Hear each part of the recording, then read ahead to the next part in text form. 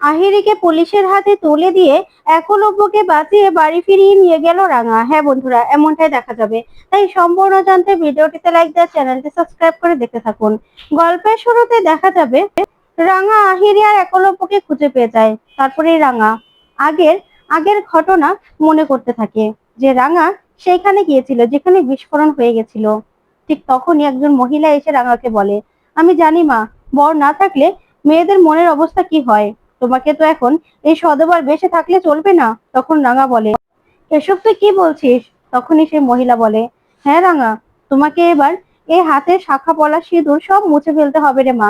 তোর স্বামী তো মরে গেছে রে, তার জন্যই মেয়েদের তো বর মরে গেলে সধবা বেশে থাকতে হয় না। তুই সেদিন যে মেয়েটাকে ধরে এনেছিলি না, যে বুড়ি করে সেজে এসেছিল, সেই মেয়েটা না এখানকারই একটা ঘরে ভাড়া ছিল রে। তার কাছে দুজন লোকও এসেছিল বিস্ফোরণের আগের দিন। আমি তো আর জানতাম না মেয়েটার মনে এত কিছু ছিল। তখন রাঙা বলে, সেটা কোথায়? তখনই মহিলা সেই বাড়ির ঠিকানা বলে দেয়। তখন রাঙা সেই ঘরে আসে, এসে সেই পুরো ঘরটা তন্ন তন্ন করে খুঁজতে থাকে। তখন সেখানকার মালিক চলে আসে আর নবীনবাবু এসেই বলে, এ কি রাঙামতি, তুমি এখানে কি করছো? এখানে যে মেয়েটা ভাড়া ছিল, আমি তো আর জানতাম না এই মেয়েটার মনের মধ্যে এত কিছু ছিল। কিন্তু এই যে এত বড় একটা বিস্ফোরণ হলো, একলব্য মারা গেল, তার জন্য কিন্তু সবাই তোমাকে দোষারোপ করছে। তখনই রাঙা একটা সিম কার্ড খুঁজে পায়।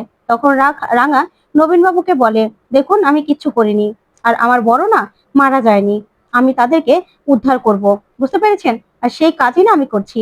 এই বলে রাঙা বাইরে এসে সিম কার্ডটা নিজের ফোনে লগ ইন করতেই তখনই সেখানে একটা মেসেজ থাকে যে কলকাতা থেকে 500 কিলোমিটার দূরে মায়াবন গ্রামে আছে। তখন রাঙা সেখানে চলে আসে। তারপরেই এখনকার সিন দেখায় যেখানে আহিরি আসে একলব্যর কাছে, এসেই একটা ইনজেকশন বের করে। ওইদিকে দেখা যাবে বাড়িতে বিন্দার বয়ফ্রেন্ড আসে। তখনই নবারুণ বলে, আপনি আপনি কে? তখন সে স্যাম বলে, আমি আমি আপনাদের সঙ্গে দেখা করতে আসলাম। তখন নবারুণ বলে, হ্যাঁ, কিসের জন্য বলুন তো? তখনই স্যাম ভিতরে চলে আসে। তারপরে সেখানে সার্থকী আর ময়নাও নিচে নেমে আসে আর নিচে এসে দেখতে থাকে। তখন নবারুণ বলে, আপনাকে তো আমি চিনি না, আপনি এখানে এসেছেন কি কারণে বলুন তো? আমাদের না একটু বাইরে যাওয়া তারা আছে। তখন স্যাম বলে, হ্যাঁ, আমি তো সেজন্যই আসলাম। আসলে এই বাড়িটা আপনারা কি বিক্রি করবেন? এই বাড়িটা আমি কিনতে চাই। আর আমি না স্যাম। তখন এই কথাতে অঙ্কুর বলে, আচ্ছা, আমি তো বুঝলাম আপনি বাড়ি কিনতে এসেছেন, কিন্তু আপনার আপনার নাম ঠিকানায় তো আমি কিছু জানতে পারলাম না। আপনার নাম কি? আপনি কোথা থেকে এসেছেন? তখনই স্যাম নিজের কার্ডটা দেয় অঙ্কুরকে আর বলে, আমি স্যাম চৌধুরী, আমাকে আপনারা খোঁজ করে দেখতে পারেন, আমি কোনো ফল্ট নই। তখনই পাঞ্চেরি বলে, হ্যাঁ হ্যাঁ, আমি আপনার ইন্টারভিউ দেখেছি, আমি আপনাকে চিনি। তখন স্যাম বলে, হ্যাঁ, আমার টিভিতে অনেক জায়গায় ইন্টারভিউ দেখে থাকবেন, তাই আমি না কোনো মিথ্যে কথা বলতে আসিনি। আসলে এই বাড়িটা আপনারা কিনবেন জানতে পারলাম, সেই জন্য এখানে এসেছি। ওদিকে সার্থকী আর ময়না খুশি হয়ে যায়। তারপরে দেখা যাবে সেখানে বিন্দা এসে হাজির হয় আর বিন্দা ইশারায় স্যামকে বলে সবটা বলতে। তখন পাঞ্চেরি বলে, আপনি কি করে জানলেন আমাদের বিপদের কথা? তখন স্যাম বলে, হ্যাঁ, আগের বারও তো আপনারা বাড়িটা বিক্রি করতে চেয়েছিলেন, তখন একটা রাজস্থানীদের বাড়িটা দেখিয়েছিলেন, সেই জন্যই আমি এখানে এসেছি। আপনারা যদি বাড়িটা বিক্রি করেন, আসলে রাস্তার ধারে আমার একটু জায়গার খুব দরকার, সেখানে আমি একটা প্রজেক্ট তৈরি করব, তাই আপনার সঙ্গে আমি কথা বলতে আসলাম। আপনারা যদি বাড়িটা বিক্রি করেন, তাহলে আমি কিন্তু ভালো টাকা দিয়ে এই বাড়িটা কিনবো। যত টাকা এটা মূল্য আছে তার থেকে বেশি দিতে রাজি আছি। ইনফ্যাক্ট এই জায়গাটা আমার দরকার, তার জন্যই। তখন এই কথাগুলো শুনে অবাক হয়ে যায় সবাই। তখনই নবারুণ বলে, আচ্ছা, আমরা বাড়িটা বিক্রি করবো, আপনি কি করে জানলেন? তখন স্যাম বলে, হ্যাঁ, আসলে আপনার স্ত্রী তো অসুস্থ, তাই না? তাকে সুস্থ করতে অনেকগুলো টাকার দরকার, আমি জানতে পেরেছি, তার জন্য এখানে এসেছি। আসলে আমি একজন বিজনেসম্যান, তাই বিজনেস করাটাই আমার ধর্ম। তখন দেখা যাবে বিন্দা এদিক ওদিক খুঁজে দেখতে থাকে আর বলে, কি ব্যাপার, রাঙা কোথায়? রাঙাকে তো কোথাও দেখছি না। তখন এই ভেবে বিন্দা চিন্তায় পড়ে যায়। ওইদিকে আহিরি একটা ইনজেকশন বের করে তখনই ইনজেকশনটা রেডি করে আর বলে, ব্যাস একলব্য, এবার তোমাকে ইনজেকশনটা দিলেই না তুমি সুস্থ হয়ে যাবে। কিন্তু আমি এটাই বুঝতে পারছি না, তোমার শরীরে বিষটা আসলো কোথা থেকে? ওইদিকে রাঙা সবটা দাঁড়িয়ে দাঁড়িয়ে দেখতে থাকে আর শুনতে থাকে। তখন আহিরি বলে, এই বিষটা বিস্ফোরণের আগে তোমার শরীরে দিলই বা কে? আমি তো সেটাই বুঝতে পারছি না। কে হতে পারে যে তোমাকে মেরে ফেলার চেষ্টা করেছিল? কে হবে? বড় বৌদি নাকি অন্য কেউ? সেটা তো আমাকে খুঁজে বের করতে হবে। কে তোমাকে মারতে চাইলো? যাক, আগে তোমাকে তো আমি সুস্থ করি, তোমাকে নিয়ে আমি এখানে এখানে নিজের মতো করে সংসার করব। কেউ আমাদেরকে আর খুঁজে পাবে না, খুঁজে পাবে না। তখন এই বলেই আহিরি যখন ইঞ্জেকশনটা একলব্যর হাতে পুশ করবে তখনই রাঙা এসে ইঞ্জেকশনটা ফেলে দেয় আর তীর ধনুক নিয়ে আহিরিকে আক্রমণ করে আর বলে, আহিরি দিদি, তুই কি ভেবেছিস আমি তোকে খুঁজে পাবো না? দেখ, আমি তোকে বলেছিলাম না যে এই রাঙামতি আমার সামনে যদি তুই পড়িস তাহলে তোকে এই তীর দিয়ে আমি ফালা ফালা করে দেবো। আজকে না তোকে আমি একদম শেষ করে দেবো। তুই কি ভেবেছিলি আমার উড়ান বাবুকে এখানে এনে তুই নিজের মতো করে রাখবি? আমি না তো সব চক্রান্ত জেনে গেছি। তখন আহিরি বলে, রাঙা তুমি এখানে? তখন রাঙা বলে, হ্যাঁ আমি এখানে। কেন, আমাকে ভাবিসনি তুই না? ওইদিকে দেখা যাবে নবারুণ স্যামকে বলে, দেখুন আমি জানি আপনি সবকিছু জেনে এসেছেন, তবে এই বাড়িটা বিক্রি করার কথা আমি ভেবেছিলাম, কিন্তু এখন আর আমি এই বাড়ি বিক্রি করব না। আমার মতামত চেঞ্জ হয়েছে। তখন স্যাম বলে, কিন্তু কেন, সেটা তো বুঝতে পারছি না। আমি কিন্তু আপনাকে অনেক টাকা দিতে রাজি আছি। তখন নবারুণ বলে, আপনাকে তো আমি বললাম যে আমি বিক্রি করব না। তখনই অঙ্কুর এসে সামনে দাঁড়ায় আর বলে, দেখুন আমি বুঝতে পারছি আপনি অনেক টাকার মালিক, আর আপনি হয়তোবা এই বাড়ির কারো থেকে কোনো খোঁজ খবর নিয়ে আসেননি। তারপরেও আপনাকে আমি বলবো, এই বাড়ির মালিক সে তো বলছে যে বাড়ি সে বিক্রি করবে না। তাহলে আপনি কেন জোরাজোরি করছেন বলুন তো? আপনি তো তাকে জোর করতে পারেন না। আর যদি আমরা বিক্রি করতে চাই তখন কিন্তু আপনাকে আমরা খোঁজ খবর দেবো, ঠিক আছে? কিন্তু তার আগে তার আগে আমরা এই বাড়িটা যথাসম্ভব রক্ষা করার চেষ্টা করব। বাড়িটা আমরা এখন বিক্রি করব না। তখন স্যাম এই কথা শুনে চমকে যায়। তখন পাঞ্চেরি বলে, জানেন তো এই বাড়িটা না আমাদের খুব প্রিয়, তাই এই বাড়িটা আমরা সবকিছুর মূল্যে হলেও বাঁচাবো। এই বাড়িটা আমরা কিছুতেই বিক্রি করব না। তাই এসব কথা না এখন আর এখানে বলে কোনো লাভ নেই। আমি জানি আপনি খুব বড় মানুষ, তারপরেও আমাদের হাতে এখন সময় নেই, আমাদেরকে এখন বেরিয়ে যেতে হবে। তখনই নবারুণ কৃষ্ণাকে বলে, কৃষ্ণা, রাঙা আসলে আমাকে একটু বলো তো, আমি যাই, এখন বেরোই। তারপরে সবাই মিলে বেরিয়ে পড়ে। তারপরে কৃষ্ণা ভিতরে চলে গেলে ওইদিকে স্যামকে দেখে সার্থকী এগিয়ে আসে। তখন বিন্দা এগিয়ে আসে আর স্যামকে বলে, আচ্ছা তোমার সঙ্গে এ নিয়ে আমি পরে কথা বলবো, ঠিক আছে? তখন স্যাম বলে, ঠিক আছে, তাহলে এখন আমি চলে যাই, এ নিয়ে না হয় পরেই কথা হবে।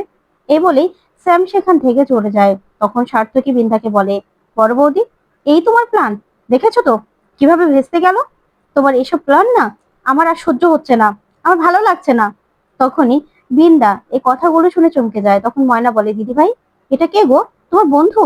ওইদিকে দেখা যাবে রাঙা আহিরিকে বলে, আহিরি দিদি, উড়ান বাবু এভাবে শুয়ে আছে কেন? কি করেছিস ওকে, কি করেছিস?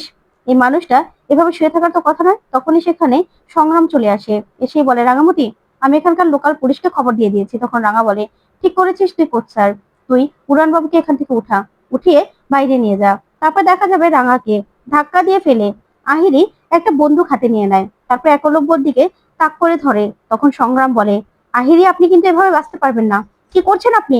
তখন আহিরি বলে, জানি আমি আজকে বাঁচতে পারবো না, আমি জানি, তবে আমি শেষ হয়ে যাওয়ার আগেই কিন্তু আমি একলব্যকে শেষ করে দেব। কারণ আমি একলব্যকে না পেলে রাঙাকেও আমি একলব্যকে পেতে দেবো না। ওইদিকে একলব্যর রাঙার কথা শুনে জ্ঞান ফিরে আসে। তখনই রাঙা আহিরিকে বলে, আহিরি দিদি তুই কি করছিস? তখন আহিরি বলে, আমি ঠিক করছি রাঙা, আমি তোকে বলেছিলাম না যে আমি যদি একলব্যকে না পাই তুই একলব্যকে পাবি না, আমি একলব্যকে শেষ করে দেব। আমি একলব্যকে বাঁচতে দেব না। আমার সঙ্গে সংসার না করলে তোর সঙ্গেও একলব্য সংসার হবে না। তখন রাঙা বলে, এই তুই পুরাণ বাবুকে ভালোবাসিস? যাকে নাকি তুই ভালোবাসিস বলে জাহির করিস, তার বুকে আজকে বন্দুক ধরতে তুই একটু পিছপা হলি না? এই তোর ভালোবাসা? ঠিক, আমার তো অবাক লাগছে, এই মানুষটাকে কিনা তুই ভালোবাসিস বলিস। আমি তো অবাক হয়ে যাচ্ছি রে আহিরি দিদি, তোর মুখে এত বড় বড় কথা আমার মানায় না, মানায় না তোর মুখে এত বড় বড় কথা। তখন আহিরি বলে, কি ভেবেছিস রাঙা, আমি আমি না একলব্যকে ভালোবাসি, আর আমার আর একলব্যর মাঝখানে তুই চলে এসেছিস। আমি না তোদের মাঝখানে আসিনি, আসিনি আমি তোদের মাঝখানে। তুই আমাদের মাঝখানে এসে পুরো সবকিছু তছনছ করে দিয়েছিস। তাই তাই আমি যদি একলব্যকে না পাই না, তাহলে তুইও একলব্যকে পাবি না রে এ রাঙা। তখন রাঙা বলে, আহিরে দিদি এমন করিস না। তখনই আহিরের হাতটা ধরে ফেলে একলব্য। তখন আহিরি ভয় পেয়ে যায়। তারপরে একলব্য নিজেই আহিরির সঙ্গে মোকাবেলা করতে থাকে। তখন রাঙা আহিরিকে ধাক্কা দিয়ে বন্দুকটা নিচে ফেলে দেয়। তারপরেই রাঙা বলে, ও স্যার, তুই উড়ান বাবুকে ধরে নিয়ে বাইরে নিয়ে যা রে, আমি দেখছি। তখন রাঙা আহিরির সঙ্গে ফাইটিং করতে থাকে। তখন আহিরি রাঙার দিকে ফাইটিং করে আর বলে, তুই আমার সঙ্গে পারবি না। ওইদিকে দেখা যাবে বিন্দা উৎপলের সঙ্গে দেখা করতে যায়। তখন উৎপলকে দেখে বিন্দা বলে, কি ব্যাপার, চুল আবার কালো করে ফেলেছো? তখন উৎপল বলে, হ্যাঁ, আসলে একলব্য বাবার পিছনে যে বুড়ো লোকটা ছিল তাকে যদি আবার পুলিশ খোঁজাখুঁজি করে তাহলে তো আবার আমার কাছে পৌঁছে যেতে পারে, তাই চুলটা কালো করে ফেললাম। তখন বিন্দা বলে, কোনো খোঁজ পেয়েছো তুমি? তখন উৎপল বলে, হ্যাঁ, আমি জানতে পেরেছি তো আহিরি এই বিস্ফোরণটা ঘটিয়েছিল, আর রাঙাও সেটা জানতে পেরে গেছে। তখন বৃন্দা বলে, সেটা তো জানি, তারপরে? তখন উৎপল বলে, বিস্ফোরণের আগের দিন আহিরি সেখানে একটা ঘর ভাড়া দিয়েছিল, আর সেখানেই দুজন লোক আহিরির কাছে গিয়ে সব যন্ত্রপাতি গুলো দিয়ে গেছিল, আর সেগুলোই না রাঙা জানতে পেরেছে সেখানে একটা বয়স্ক মহিলার কাছ থেকে। আর রাঙা আহিরিকে ধরতে গেছে, আহিরি যেখানে আছে রাঙা কিন্তু সেখানে পৌঁছে গেছে। তখন বৃন্দা বলে, আমি তো এটাই বুঝতে পারছি না, আহিরি কোথায় আছে, রাঙা কি করে জানলো, আর রাঙা এবার এত শান্ত আছে কি করে? তখন উৎপল বলে, সেটাই তো ভাবছি, আমার মনে হচ্ছে রাঙা কিছু একটা বুঝতে পেরেছে, আমার মনে হচ্ছে একলব্য বাবু কিন্তু মরেনি, আহিরি মনে হয় কোথাও একলব্য বাবুকে লুকিয়ে রেখেছে, সেটাই রাঙা জানতে পেরেছে। তখন বৃন্দা বলে, কি বলছো তুমি, এরকমটা হতে পারে? ওদিকে দেখা যাবে সংগ্রাম একলব্যকে উঠিয়ে নিয়ে আসে। তখন একলব্যর মনে পড়ে যায় যে বিস্ফোরণের আগে কেউ ওকে সুচ ফুটিয়ে দিয়েছিল, তখনই বাইরে চলে আসে।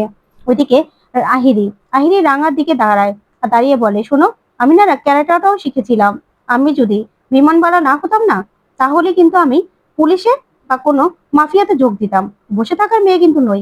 এই বলে রাঙার উপর আক্রমণ করতে থাকে আহিরি। তখন রাঙাও আহিরিকে মোকাবেলা করে, আর আহিরিকে মেরে তারপরে শুইয়ে দেয় রাঙা। তখন রাঙা বলে, তুই এবার আমার নামটা কি করে ভুলে যাচ্ছিস? আমি রাঙামতি, আমি তোর টুকডড়িটা চেপে ধরে তারপরে তোর মুখ থেকে সব সত্যি কথা বের করবো রে আহিরি দিদি, তুই সেটা কি করে ভুলে গেলি?